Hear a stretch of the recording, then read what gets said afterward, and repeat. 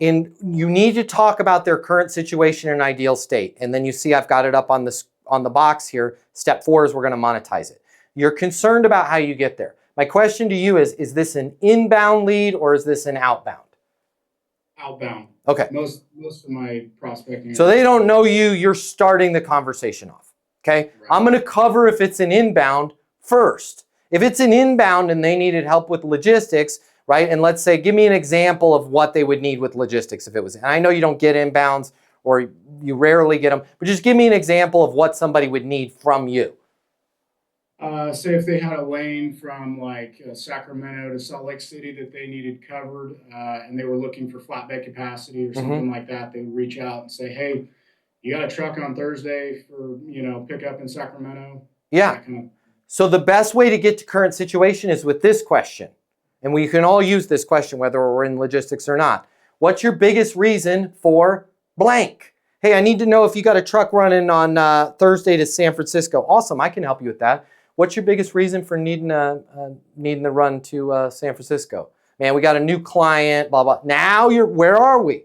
Current situation. Got a new client. We just added this. We don't have anybody servicing that area. We're trying to do it before we get our own truck. Now you know their current situation. Where just out of curiosity, where are you guys at in terms of top line revenue? Where do you want to be? What's the most important thing to you with this relationship, with what's going on in now I'm monetizing it, okay? If you're like, but this is an outbound call, I can't start it with like, what's your big, because they're like, I didn't call you with that. So how we're going to start it is we're going to start it with an insight, right? And that insight, I don't know, I'm not in logistics, but that insight might be, hey, was thinking about you guys. My name's Matt. You and I are connected because I work with all of the Midwest manufacturing companies that are also working with partners there on the West Coast. And there is something that everybody that's doing business between the Midwest and West Coast is having to deal with right now. Wanted to make sure you guys were aware of it. I'm on my mobile 720-660-3202. Are 100% of the people going to call you back? Absolutely not. Are exponentially more people going to call you back off of that than, hey, it's Matt with Easton Logistics. If you guys need help with logistics, I have logistics and I'd love to sell you some logistics. Would love to learn a little bit about your business, how many lanes you guys are doing, pick your brain a little bit. We're not picking anybody's brain, guys. That's painful, right? You're going to give them an idea. Yeah, hey, what's going on? Hey, here's what's going on. With the mileage things and with the collapse of Yellow, a lot of people are still using 3 and 4PL in situations where they could have, I don't know, I'm just making stuff up here, right? Where they could have had a better deal, especially with those Sacramento runs or San Francisco runs, whatever. You're giving them an insight. And the insight, how you know it's a good insight, is it's beneficial for them to hear it, whether they do business with you or not. And then that insight ends with this question. How are you guys dealing with that? Right? How are you guys dealing with that? We're totally locked in with our providers.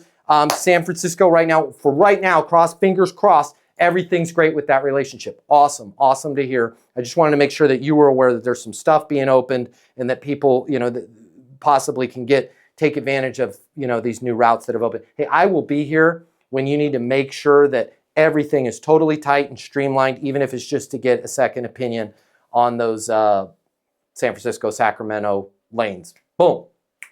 And that outcome statement, right? And then you're on to the next one. So lead with an insight and then say, how are you dealing with that? You will be shocked at how many times they'll be like, well, it is kind of a problem for us.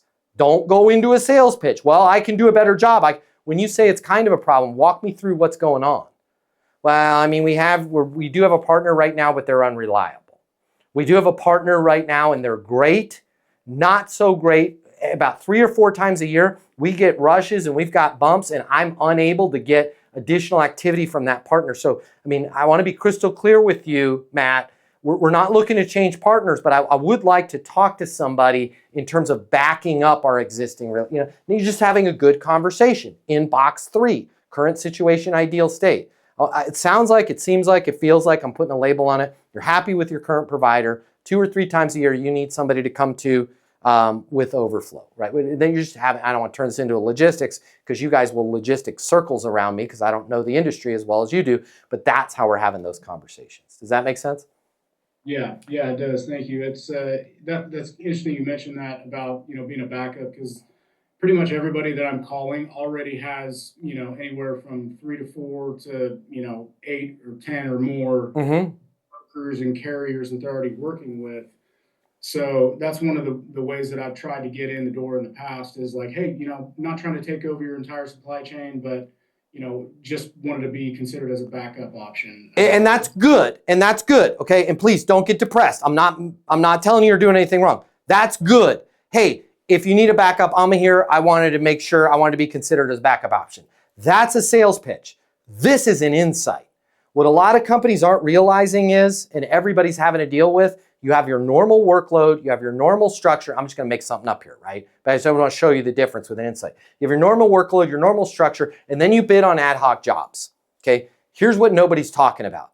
The time it takes to go out to 9 other brokers to try and find these backups could be the exact amount of time that causes you to either lose that deal or rush things on your end because you're unsure of when it's going to be picked up, thus disrupting your normal flow of business. How are you guys dealing with that when you have ad hoc, either internal expansion or deals that you want to go out and participate in, but you just don't have time to shop around between 13 other backups? That is a freaking problem, right? Because a lot of times 3 of them, they'll give us a quote because they think they're winning the business and it's a lowball quote, and then it screwed up our deal. When you say it screws up your deal, can you give me a specific example of what happens? Yeah, somebody said they were going to do a pickup at 2 a.m. and with this, that's exactly when they needed it. And then it turns out the contract that we signed was from normal business hours pickups, which was from 8 a.m. to 5 p.m.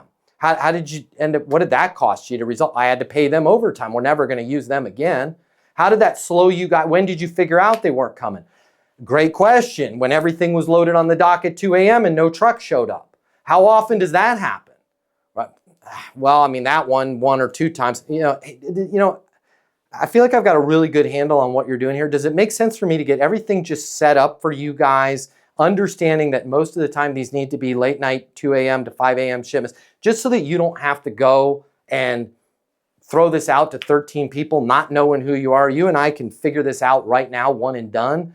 And then that way you're able to, when you need it, just have a button, an easy button, for lack of a better word, that you can press, right? That's different than saying, if you need a backup, I'll be here. Because the problem is that's only going to catch the people that realize having to shop backups is a problem. So I would lead with the insight of shopping backups is a problem, right? It happens ad hoc. You have the single longest time it takes to partner with somebody, the lowest amount of trust in the exact moment that you have neither time nor trust to spare, hence the backup. Right? Like your reserve parachute, it's not the time to figure out who folded it. You need to know that reserve parachute is locked, loaded, ready to go, and freaking opens as scheduled, right? And there's a difference though. If I lead with the reserve parachute line, it's a sales pitch. If I lead with what a lot of companies they're finding chaos when they go to their backup.